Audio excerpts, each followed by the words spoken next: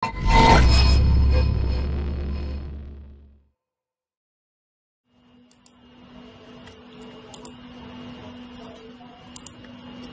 sahabat Fokus Kimia, hari ini kita akan membahas yaitu perkembangan tentang teori atom.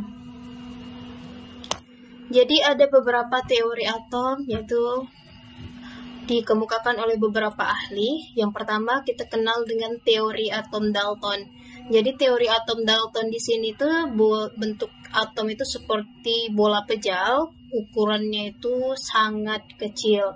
Kemudian atomnya unsur sejenis, jadi katanya memiliki sifat yang sama. Nah, pada teori atom Dalton ini kelemahannya bahwa di dalam atom ini tidak ada subpartikel lain seperti proton dan neutron dan elektron. Nah, ini kan merupakan kelemahan sehingga muncullah teori atom baru yang namanya teori atom Thomson. Teori atom Thomson ini pertama kali dikemukakan oleh Bapak J.J. Thomson tahun 1897, yang mana bentuk atomnya ini seperti roti kismis, ya kan? Roti kismis itu mengelilingi proton di sekitar atom. Jadi mereka antara proton sama elektron itu jumlahnya merata. Sehingga atom ini bermuatan netral menurut Thomson. Model atom ini dibuktikan dengan penelitian menggunakan sinar tabung katoda.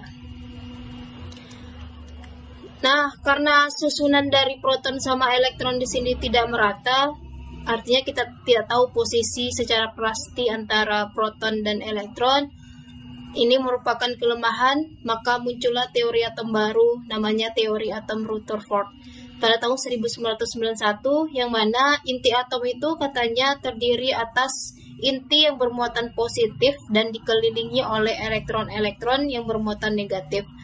Selama mengelilingi inti, jadi kan si elektron ini kan mengelilingi inti, terbentuklah gaya sentripetal pada elektron, seperti gaya matahari mengelilingi, seperti bumi mengitari matahari gitu kan, kayak ada orbit gitu. Nah, sebagian besar volume atom merupakan ruang kosong.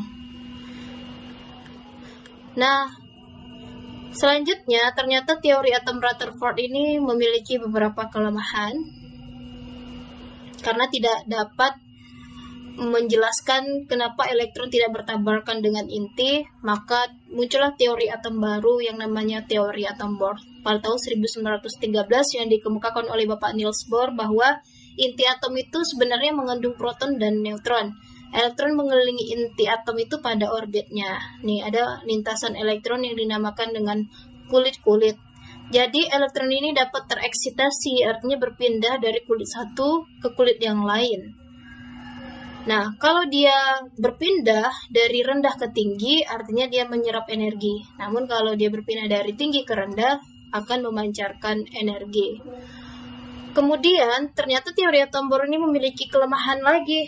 Maka disusullah teori atom baru, sebagaimana yang telah kita pelajari sampai saat ini, yang namanya teori atom mekanika kuantum, yang dikemukakan oleh pertama kali ditelusuri oleh Bapak Lewis de Broglie dan Pauli, dan kemudian dilengkapi oleh Bapak Erwin Schrödinger dan Heisenberg, yang menyatakan bahwa ada teori dualisme elektron di dalam atom, bahwa atom itu sebenarnya dapat dipandang sebagai partikel dan gelombang.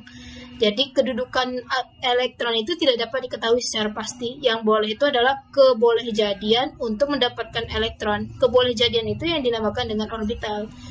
Di teori atom mekanika kuantum kita kenal dengan 4 orbital, yaitu s, p, d, f. Nah, ini ada beberapa kelemahan dari teori atom. Yang pertama, atom Dalton. Seperti yang dijelaskan tadi, bahwa atom Dalton tidak dapat menjelaskan partikel subatomik pembentuk atom seperti proton, elektron, dan neutron. Katanya atom itulah partikel yang paling kecil dari suatu atom. Lanjut, atom Thomson memiliki kelemahan, yang mana muatan positif itu tersebar secara merata pada atom seperti sub. Nah, padahal muatan positif itu sebenarnya ada pada inti atom di tengah. Kemudian, kelemahan dari atom Rutherford yaitu tidak dapat menjelaskan letak dan cara elektron mengelilingi inti elektron. Katanya elektron itu terus bergerak di dalam lintasannya, tetapi Rutherford tidak dapat menjelaskan kenapa elektron tidak jatuh ke inti, ya kan? Kemudian juga tidak dapat menjelaskan bagaimana spektrum dari atom hidrogen, karena kan nomor atomnya 1 gitu kan. Nah, Kelemahan teori atom Bohr yaitu tidak dapat menjelaskan spektrum atom yang banyak elektron.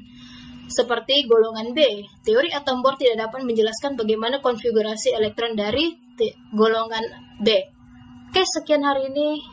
Sampai jumpa lagi di sesi berikutnya.